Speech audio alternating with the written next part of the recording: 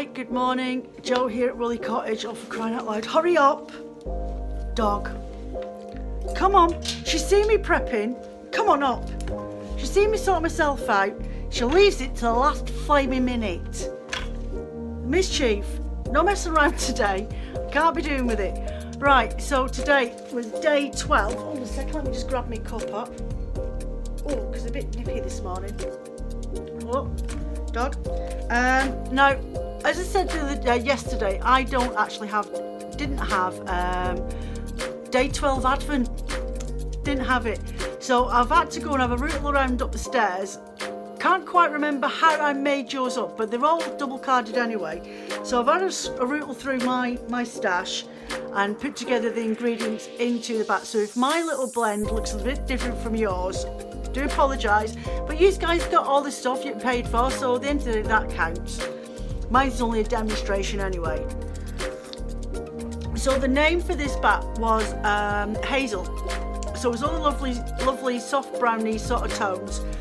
So there was sari silk in there and natural brown Shetland Moorie. And there was flax in there. And hold on a second, what else was there? Number 12, I've got my notes, my ingredients notes. 12, linen, sari silk, Shetland Moorie and Corriedale. So I've whizzed up one for myself. As I say, it's not quite the same as yours, but I'm going to sit here and spin it off anyway. And this will be a bit of a shorter video today, because I've got about 20 grams of it, so I'm just going to spin it off really nicely. I try not to burn myself with my cup of coffee. Oh dear. So yeah, yesterday's live chat turned out a bit of a success, so that was quite cool, but it was quite short-lived. Cold outside, back to being miserable and damp today. So what have we got? So I have got my version of Hazel. So it's all the lovely brownie sort of colours that you get in hazelnuts. Hazel trees. So there is tints of oranges in mine.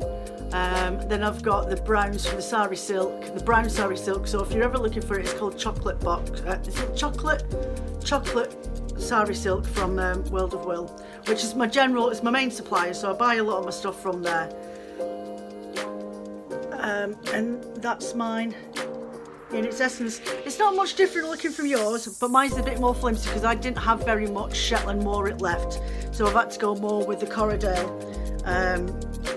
in mine. So there's a bit more wispy, where yours will have a bit more structure. With the Shetland Moorie, it's a nice bouncy crimpy wool that holds its form quite well, and it's really good for felting with. If you're out there and you're doing needle felting, you can definitely needle felt with the Shetland Moorie blend as well. So I'm just going to get stuck into doing this, and I will go and find you a nice story, folklore story. I did spot one about the brownie the other day. Then I remember this story from when in my youth at school in Scotland, when we were told about the story of the brownies. So yes, I might go and have a look up for that. So I'll see you on the other side. Today's story is The Trade That No One Knows. There once was an old man, and he had an old wife, and they had one son. They worked hard all their lives to bring up the child fit and strong, and denied him nothing that they wanted him to have. He was their future, for they reckoned that after all they had done for him, he would spend his years of strength in looking after them in their age. But when he became a man, the son said to his parents, in a way that he was accustomed to speaking to them, since it was how they had brought him up, "I want to get married. Go to the king and tell him I want his daughter." "Paul, are you mad?" said his mother. "How can we go from our poor hut and our lean table to the banquets of a king and fetch you his daughter?" "If you don't," said Paul, "I shall leave home." So the mother was frightened, and she made a wedding cake to placitate her son, and left him gazing at it while she went to see the king. She had put on her best clothes, but when she stood in the palace yard, she saw that her clothes were nothing more than clean rags, and she felt ashamed. She was too ashamed to go forward and too ashamed to go back, and she might have stayed there forever if the king had not spoken to her. "What is it you want from me, old woman?" he said, and with her shame and her nervousness and her fear of her son, she said in a whisper, "Nothing." "Have you come for charity?" said the king. Oh yes, said the old woman. So the king told his treasurer to give her 10 gold crowns, and the old woman went home. Paul will never leave us when he sees the gold crowns, she said to herself. He'll stay with his mother. But Paul kicked the money out of her hand and shouted, It's his daughter I want, not his money. Go get her for me. His parents cowered by the door. Or else I shall leave home today. They begged him not to desert them in their old age, but he would not listen, so the old woman had promised to go again to the king the next morning. What is it now? Said the king, and the old woman was as timid as she'd been before and remembered the previous day as well. Nothing, she said. Nothing, please, sorry. Nothing.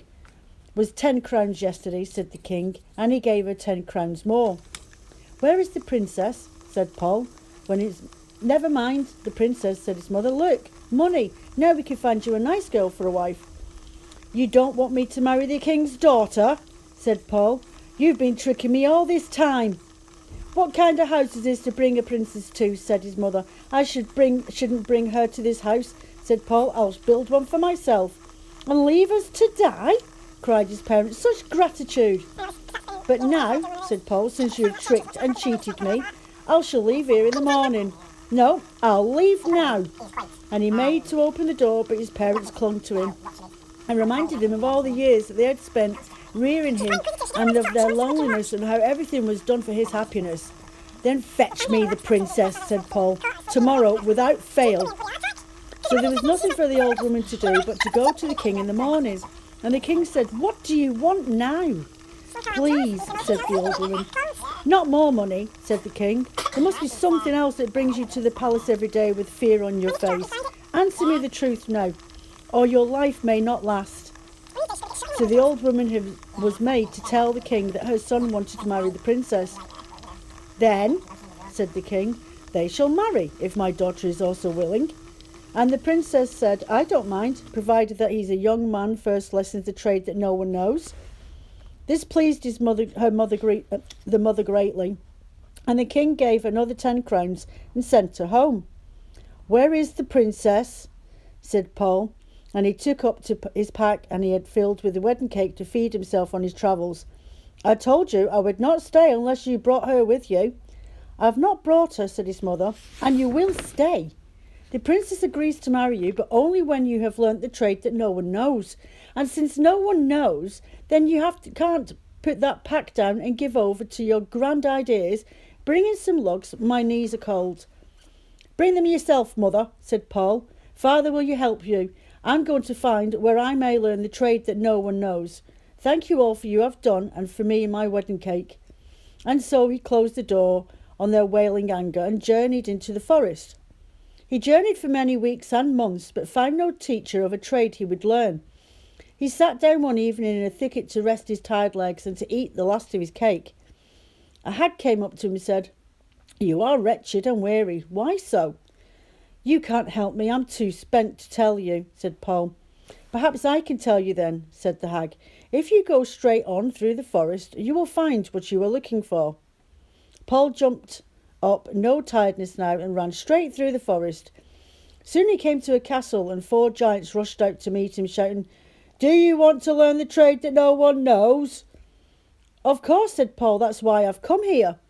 The giants took him into their castle, and at dawn the next day they said they were going to go out hunting, and that while they were away, Paul must not go into the room on the first floor of the castle.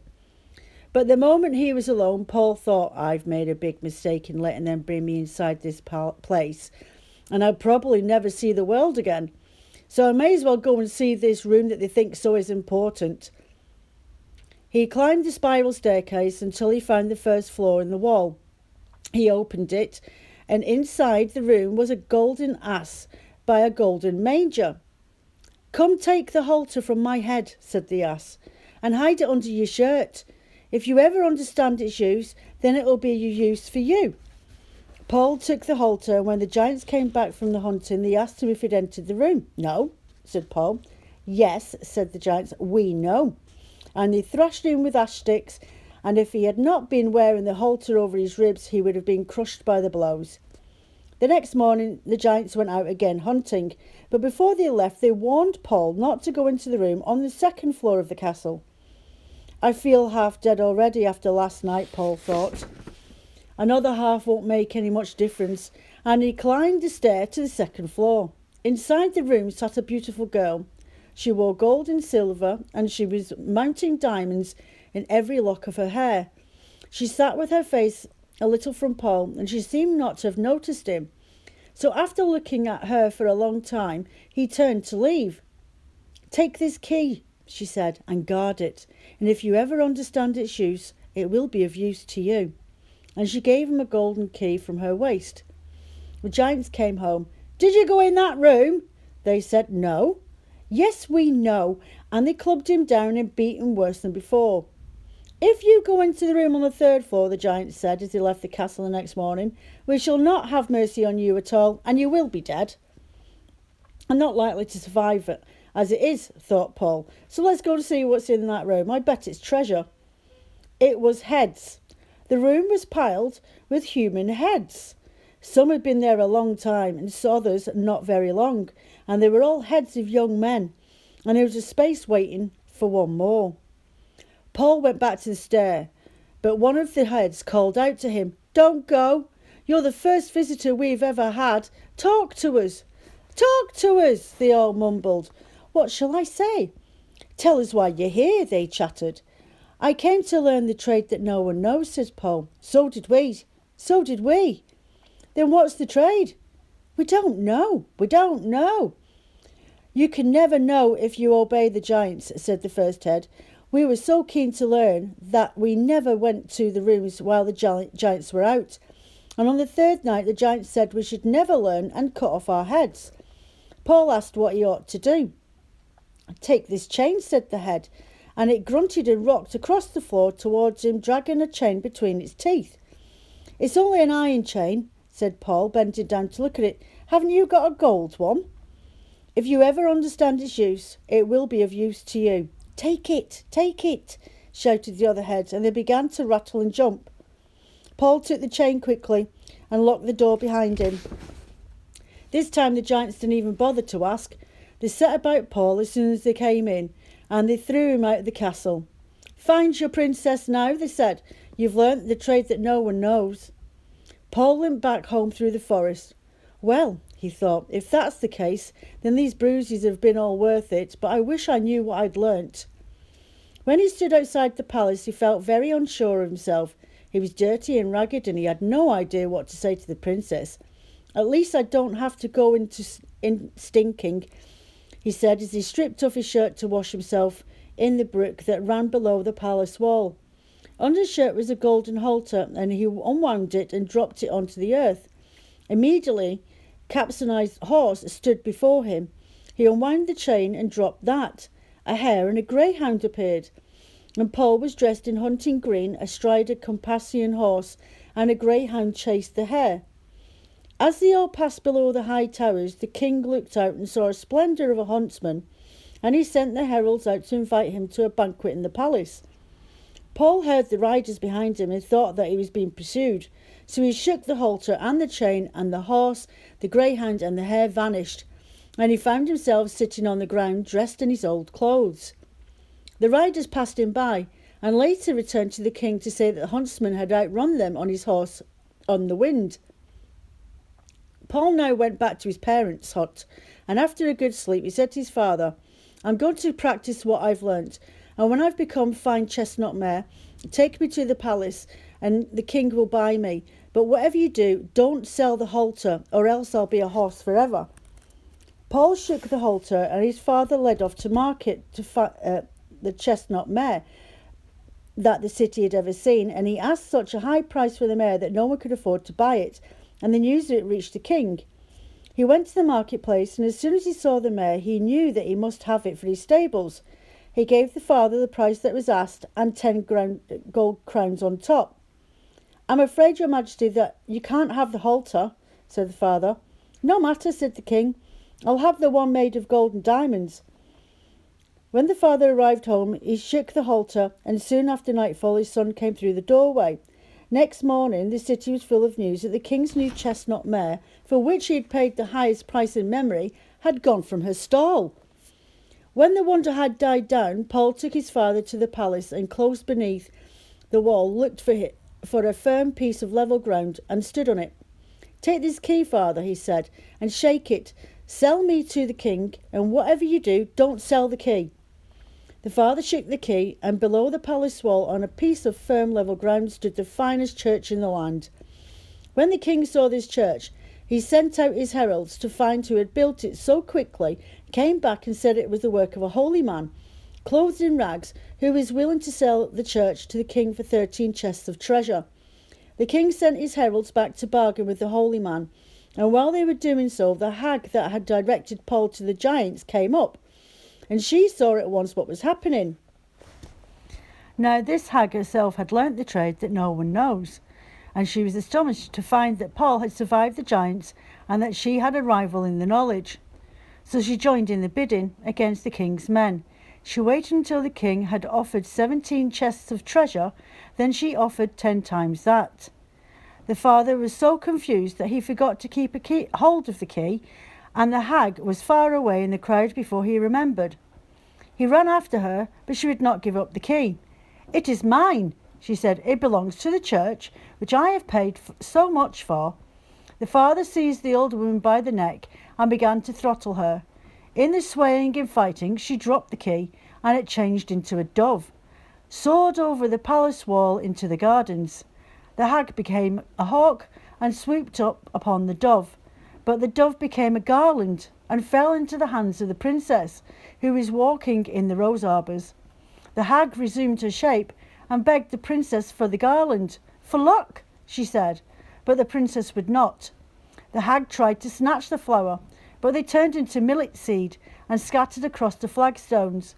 The hag became a hen and chickens and pecked at the seed, but the seed was a fox, and it ate the hen and its chicks. Then the fox became Paul. "I come for your hand," he said. "I have travelled the world to learn the trade that no one knows." "It seems that you have learnt it," said the princess. "And there are still descendants of the two living today, and they worship at an old church which is never locked, because the key to it was a young man who married a princess after he had learnt for the love of her the trade that no one knows."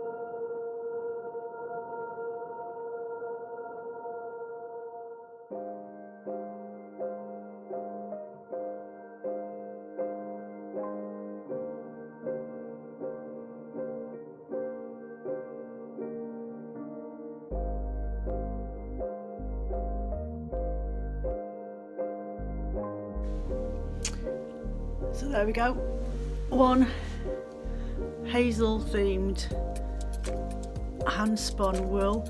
So it's got these orangey tones in mine, and then I've got the hints, and I love the fact that the sari silk just gives it that really soft tweedy look, and it's lovely for weaving with when you do yarns like this. So yeah, different variations, different shades, and it gives it's got a slightly, I suppose, coppery sort of look to it with the browns, and in mine anyway with the oranges. I cannot for the life of me remember what colours, but I'm sure yours is very, very similar to mine, maybe a darker brown hue from the Shetland Moorit than in comparison to my blend. But there we go. So ignore the dog. She does this when she's not getting attention. She puts her sulk on and sits there and says, oh, I feel sorry for me. Ignore her. There's nothing wrong with her. So yeah, love the way that looks. That'll look lovely with those blues that I've spun up earlier in the week and the greens on one project. Definitely gonna have to get my little loom warped up in the new year and put all these onto one weaving.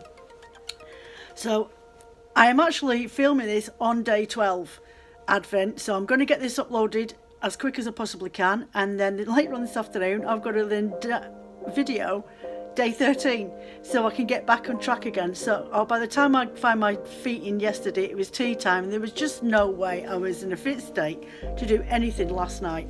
So yeah, so this is actually day 12 today. You are getting it on the actual day, and I need to go off and get listings blended up for putting on the shop for tomorrow, and then I need to film, as I say, day 13 this afternoon so I can get that out the way. The little colours pops in there, little hints and that. Yeah, really pretty. So you take care of yourselves. Have a lovely Sunday afternoon wherever you are in the country or in the world where you're watching. It's miserable, it's cold, it's damp, and I've got to get to the post office again. I've got stuff to send off to my kids for Christmas. So take care of yourselves, and I'll see you tomorrow.